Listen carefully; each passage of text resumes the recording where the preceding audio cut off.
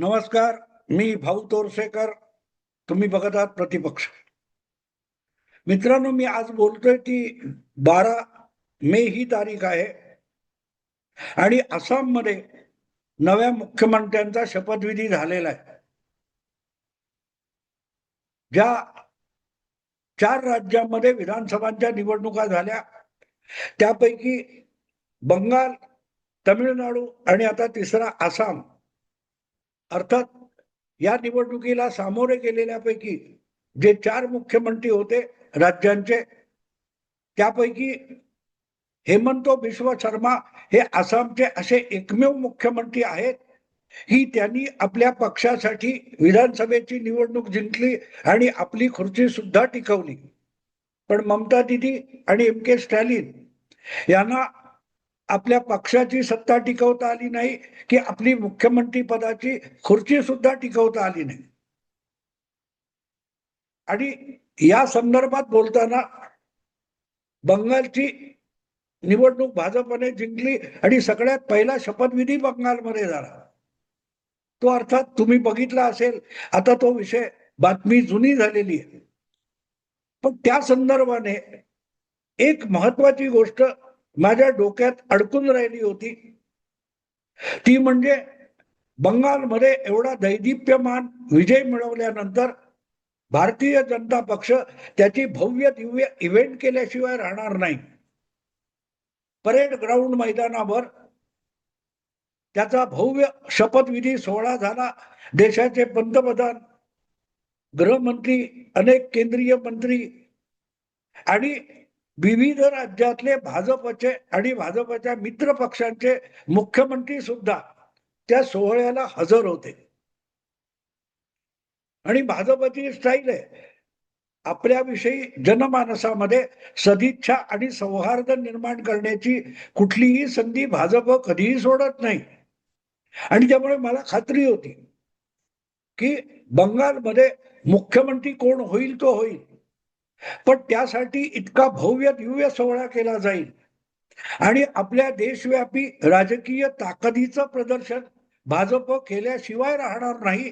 आणि त्यासाठी फक्त स्वपक्षीय मोठमोठे नेते, मुख्यमंत्री वगैरे आणले जातील इतकंच नाही, तर विविध राज्यातले किंवा केंद्रातले आपल्या आघाडीतले आणि सोबत असलेले मित्र पक्षाचे दिग्गज नेते सुद्धा बंगालच्या शपथविधीला आणले जातील याविषयी माझ्या मनात शंका नव्हती. आणि म्हणून त्या शपथविधीचा सोहळा जो दाखवला जात होता, त्याचा कॅमेरा इकडे तिकडे फिरत होता. मोदी काय करतायत, अमित शहा काय करतायत, शुभेंदू अधिकारी काय करतायत, राज्यपाल काय करतायत. नरेंद्र मोदींनी कोणासमोर थांबून एक 5 मिनिटं संवाद केला, 2 मिनिटं संवाद केला आणि एका वृद्ध ग्रस्तांच्या पाया पडण्याचा प्रयत्न केला. ते कोण, याची बातमी आपण बघितली आहे. पण त्या सगळ्या शपथविधी सोहळ्यामध्ये बंगालचे भाजपचे नवे मुख्यमंत्री शुभेंदू अधिकारी यांच्या त्या शपथ सोहळ्यामध्ये एका गोष्टीकडे जवळजवळ सगळ्या मीडियाचं दुर्लक्ष झालं. अगदी आपल्या महाराष्ट्रातल्या मराठी मीडियाचं सुद्धा दुर्लक्ष झालं. ती गोष्ट मला आज तुम्हाला सांगायची आणि म्हणूनच ते शीर्षक दिलंय. ते बघितल्यानंतर अनेक जण चक्रावले असतील की महाराष्ट्राच्या उपमुख्यमंत्री असलेल्या अजितदादा राष्ट्रवादी गटाच्या सर्वोच्च नेत्या सुनेत्रा पवार यांची पर्स हा राजकारणाचा विषय कसा असू शकतो. शीर्षक मी काय दिलंय की कोलकात्याला शपथविधीसाठी गेलेल्या उपमुख्यमंत्री सुनेत्रा पवार यांची पर्स कोणी सांभाळली. हा राजकारणाचा विषय मित्रांनो. येस, ज्या वेळेला एका महिलेच्या पर्स बद्दल राजकारणात उहापोह केला जातो तेव्हा तो आपोआपच राजकारणाचा विषय होत असतो. मी तुम्हाला 2 वर्ष मागे घेऊन जाईल. 2 वर्षापूर्वी 2024च्या लोकसभा निवडणुका चालू होत्या आणि त्यामध्ये प्रत्येक पक्ष आपापला प्रचार करत होते आपल्या पक्षाचा, आपल्या उमेदवाराचा, किंवा उमेदवार असेल तर स्वतःचा प्रचार करत होते. अशा वेळेला देशात एक लक्षवेधी निवडणूक झाली होती, ती आपल्या महाराष्ट्रातली होती, आणि ती महाराष्ट्राच्या पुणे जिल्ह्यात बारामती लोकसभा मतदारसंघाची निवडणूक होती. आणि त्याचं कारण सरळ आहे. त्या निवडणुकीमध्ये एकमेकाविरुद्ध लढणाऱ्या दोन महिला, दोन व्यक्ती ह्या एकाच परिवारातल्या होत्या. एक होत्या जवळजवळ 40 वर्षापूर्वी लग्नामुळे बारामतीत येऊन पवार परिवारामध्ये सून म्हणून रममाण झालेल्या, पवार परिवाराच्या पुढल्या पिढीतल्या दोन वारसांना त्यांनी जन्म दिला. जय आणि पार्थ अशा दोन मुलांना जन्म देणाऱ्या त्या माऊलीचं नाव सुनेत्रा पवार आहे. अजितदादा पवार यांच्याशी विवाह झाल्यामुळे सुनेत्रा पाटील या बारामतीत आल्या आणि पवार झाल्या. तर त्या बारामतीतल्या पवार नाहीत अशी मल्ली नाथी महाराष्ट्रातले सर्वात जाणकार नेते शरद पवार यांनी केलेली तुम्हाला आठवत असेल. मतदानाचा विचार करताना राजकीय भूमिका, आर्थिक कार्यक्रम, वेगवेगळे जाहीरनामे याचा विचार करू नये, तर विचार काय करावा की बारामतीचे मूळचे पवार कोण आहेत आणि बाहेरून आलेले पवार कोण आहेत, असं शरद पवार का म्हणाले होते. तर त्यांची मुलगी सुद्धा पवारच होती, सुप्रिया पवार होती. ती लग्नानंतर सुप्रिया सुळे झाली आणि सुळे झाल्यानंतर राजकारणात आली.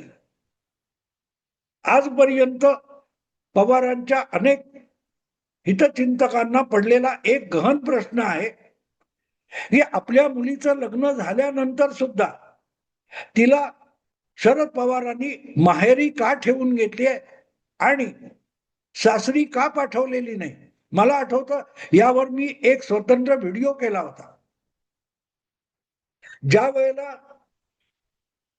2024च्या सुरुवातीला अयोध्येमध्ये प्रभू रामचंद्राच्या जन्मभूमी मंदिराची प्राणप्रतिष्ठा झाली, तेव्हा त्यावेळी नेहमीप्रमाणे नाक मुरडणाऱ्या शरद पवारांनी एक सणसणीत लोणकडी थाप मारलेली होती. कोल्हापूरला किंवा कुठेतरी गेलो असताना खेड्यातल्या दोन महिला शरद पवारांना भेटल्या. हा एक मोठा विनोद आहे. शरद पवारांना निनावी माणसं कुठेही गेले की भेटत असतात आणि अत्यंत महत्वाची गोष्ट सांगत असतात. तशा या खेड्यातल्या कोल्हापूरच्या दोन महिलांनी शरद पवारांना एक अजब प्रश्न विचारला होता. मंगळावर शनी या ग्रहाची माती का सापडत नाही, असे प्रश्न असतात ना, ते शास्त्रज्ञांना विचारले जात नाही, ते शरद पवारांना विचारले जातात. सुशांत सिंग राजपूत या अभिनेत्याचा संशयास्पद मृत्यू झाल्यानंतर त्याची हत्या आहे की आत्महत्या आहे यावर सगळ्या देशामध्ये हलकल्लोळ चालू असताना साताऱ्याच्या कुणातरी शेतकऱ्याने शरद पवारांना प्रश्न विचारला होता की हजारो शेतकऱ्यांनी आत्महत्या केली, त्यावर कुठे माध्यमात चर्चा होत नाही, मग एका नटाच्या मृत्यूचा किंवा आत्महत्येची एवढी चर्चा कशाला होते, हा शेतकरी कोण आहे ते शरद पवार कधी सांगत नाहीत. किंवा एखाद्या सतत आपल्या पाठीपाठी शेपटी हलवत घोटाळणाऱ्या पत्रकाराला कान धरून बाबा ह्याची बाईट घे, हा शेतकरी फार महत्वाचं बोलतोय, ह्याची बाईट घे, ते रेकॉर्डिंग मला दे, असं शरद पवार कधीही सांगत नाही. तसंच कोल्हापूरला गेले असताना दोन खेड्यातल्या महिला ज्या शरद पवारांना भेटल्या, त्या जे काही बोलल्या ते इतकं महत्वाचं होतं की शरद पवारांनी ते रिट्विट केल्यासारखं पत्रकार परिषदेत सांगितलं. त्या महिला पवारांना म्हणाल्या, राम जन्मभूमी मंदिरामध्ये एवढं मोठं रामाचं काय ते मंदिर बांधलं, तिथे रामाबरोबर सीता का नाही. आणि मला आठवतं की मी त्यावर व्हिडिओ केला होता. शरद पवारांचं डोकं इतकं वाया गेलंय की रामलल्ला म्हणजे बालपणातला प्रभू श्रीराम असतो, त्याचं बालपणात लग्न झालेलं नसतं. पुढे स्वयंवरामध्ये तो सीतेला ते शिवधनुष्य उचलून वगैरे विवाहित होतो. हे सुद्धा शरद पवारांना माहिती आहे. इतके शरद पवार भागवत धर्माचे आहेत म्हणून सध्या शाही प्रकरणामध्ये पवारांच्या धार्मिक आणि स्पिरिच्युअलिटीची कौतुक सांगितली जातात. ज्या शरद पवारांना रामलल्ला म्हणजे बालपणातला राम हे कळत नाही आणि अशा शरद पवारांना खेड्यातल्या 2 महिला विचारतात की रामाचं मंदिर उभारलं, त्या मंदिरामध्ये रामाची मूर्ती आहे, तर मग सीतेची का नाही? आणि मला आठवतं मी तेव्हा व्हिडिओ एवढ्यासाठी केला होता की खेड्यातल्या महिलांच्या ज्या प्रतिक्रिया असतात, जे मत असतं किंवा ते जे आपलं मत व्यक्त करत असतात, तेव्हा त्यांना कुठलाही राम, कुठलाही राजा, कुठलाही पक्ष, कुठलंही राजकारण, कुठलीही निवडणूक यापेक्षा परिवाराविषयी आस्था असते. त्यामुळे महिला जेव्हा प्रश्न विचारतात तेव्हा तुमची मुलं बाळ ठीक आहेत ना, नोकरी धंदा ठीक आहे ना, मुलीचं लग्न झालं का, नवरा काय करतो, जावई काय करतो, असे प्रश्न विचारतात. ते अयोध्येतल्या मंदिरात सीतेची मूर्ती का नाही असा प्रश्न विचारत नाही, पण शरद पवारांना विचारतात. कारण शरद पवार हे जगातले इतके अगाध ज्ञानी आहेत की मंगळावर शनीची माती का मिळत नाही हा प्रश्न शरद पवारांना विचारला जाऊ शकतो. त्यामुळे मी तेव्हा व्हिडिओ असा केला होता की अशा महिला खरोखरच शरद पवारांना भेटल्या तर पहिला प्रश्न एक विचारतील की बाबा रे, आपल्या मुलीचं लग्न लावून तू जे लग्न लावलं मुलीचं, त्याला आता 2 दशकापेक्षा अधिक काळ झाला, तिला अजून माहेरी का दडपून ठेवलीये, तिला सासरी का नाही पाठवत? तुझी मुलगी विवाहित झाल्यानंतर सुद्धा बारामतीत का अडकून पडलीये, तिला जरा सासरी पाठवून दे, असं महिला खेड्यातल्या बोलतील. पण तशा महिला शरद पवारांना भेटत नाही आणि भेटल्या तर त्या त्यांच्या जवळ जाऊन बोलण्याची त्यांच्यामध्ये हिंमत नसते. आणि असे शरद पवार जेव्हा सांगतात की बारामती मधले पवार आणि बारामतीत बाहेरून आलेले पवार, अशी जी काय मल्ली नाती सुनेत्रा पवार यांच्याविषयी लोकसभा निवडणुकीत शरद पवारांनी केली होती, त्यावेळेला त्यांच्या लाडक्या कन्येने जी विवाहानंतर सुद्धा सासरी जायला तयार नाही, अशा लाडक्या कन्येने आपली पण अक्कल पाजळलेली होती की संसदेमध्ये गेलं तर भाषण करायला लागतं. संसदेमध्ये सभागृहामध्ये तुम्हाला नवऱ्याला घेऊन जाता येत नाही किंवा नवऱ्याला भाषण करता येत नाही. सुप्रियाताईंचे पतिराज हे लोकसभेत जाऊन भाषण करत नाहीत, सुप्रियाताई भाषण करतात. मग ते सुप्रियाताईंचे पतिराज काय करतात तर ते लोकसभेपर्यंत जातात आणि तिथे जाऊन कॅन्टीन मध्ये बसून आपल्या पत्नीची पर्स सांभाळतात. ही माझी अक्कल नाहीये, सुप्रियाताईंची अक्कल आहे. थोडक्यात सुनेत्रा वहिनी या लोकसभा निवडणूक लढवत असल्या तरी त्या लोकसभेत जाऊन बसणार नाहीत, इतक्या त्या आपले पती अजितदादा यांच्यावर राजकारणासाठी डिपेंडंट आहेत, परावलंबी आहेत. प्रश्न असा आहे की जर तुम्ही सुनेत्रा वहिनींना मतं दिलीत तर त्या लोकसभेत जातील का?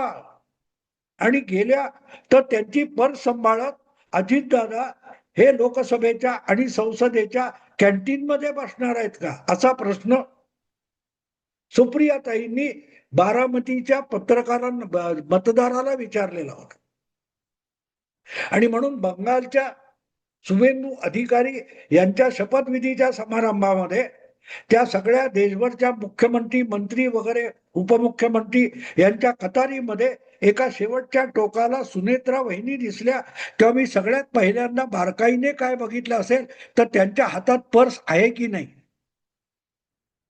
आज उपमुख्यमंत्री म्हणून गेले जवळजवळ 3.5 महिन्याहून अधिक काळ सुनेत्रा वहिनी जे काम करतायत, आपला पक्ष चालवतायत, नवऱ्याचा उपमुख्यमंत्री म्हणून काम करतायत, विधानसभेत विधानमंडळात हजेरी लावतायत आणि एवढंच नव्हे तर मित्र पक्षाचा मुख्यमंत्र्याचा शपथविधी आहे तो कोलकात्यापर्यंत जातात, तेव्हा त्या पर्स घेऊन जातात की नाही आणि त्यांची पर्स कोणाच्या हातात आहे हे बघणं मला अगत्याचं वाटलं. मला सुनेत्रा वहिनींना त्या शपथविधीच्या मंचावर बघितल्यानंतर सगळ्यात पहिल्यांदा सुप्रियाताईंची आठवण आली की सुप्रियाताई तर आपल्या वहिनीची पर्स सांभाळायला कोलकात्यापर्यंत गेल्यात का. म्हणून मी परत परत तो व्हिडिओ अजूनही बघतोय की शुभेंदू अधिकारीच्या मुख्यमंत्री पदाच्या शपथविधीमध्ये जो मंच आहे आणि त्याचं जे चित्रण आहे त्या चित्रणामध्ये महाराष्ट्राच्या उपमुख्यमंत्री सुनेत्रा वहिनी यांची पर्स सांभाळत कुठेतरी सुप्रियाताई घोटाळत आहेत का. कारण सुप्रियाताईंना बारामतीची यजमानी मीच आहे असं सतत वाटत असतं. आणि म्हणून तुम्हाला आठवत असेल जेव्हा अजितदादांवर अंत्यसंस्कार चालले होते त्यावेळेला सुद्धा सुनेत्रा वहिनींनी कुठे बसायचं, त्यांना हाताला धरून कुठे आणायचं हे सगळं करत सुप्रियाताई मिरवत होत्या. अंत्यसंस्काराच्या सोहळ्यामध्ये सुप्रियाताई यजमानी असल्यासारख्या मिरवत होत्या. आणि जर आज कोलकात्यामध्ये मिरवण्यासारखी परिस्थिती असेल तर मग सुनेत्रा वहिनींची पर्स सांभाळून का होईना आपल्याला मिरवायला मिळेल म्हणून सुप्रियाताई कोलकात्यापर्यंत शपथविधीला गेल्या होत्या का याचा मी त्या वेगवेगळ्या व्हिडिओ मधून शोध घेतोय. आणि म्हणून तो प्रश्न मला पडला की एवढ्या कोलकात्यापर्यंत गेलेल्या मितभाषी सुनेत्रा वहिनी उपमुख्यमंत्री महाराष्ट्र राज्य यांची पर्स कोण सांभाळत होत. मित्रांनो तुम्ही शोध घ्या कोणाला सुनेत्रा वहिनींची पर्स सांभाळताना सुप्रियाताई कुठे दिसल्या तर जरूर मला तो पुरावा पाठवा. मी आता थांबतो. आवडलं लाईक करा, शेअर करा आणि प्रतिपक्षाला सबस्क्राईब करा. नमस्कार.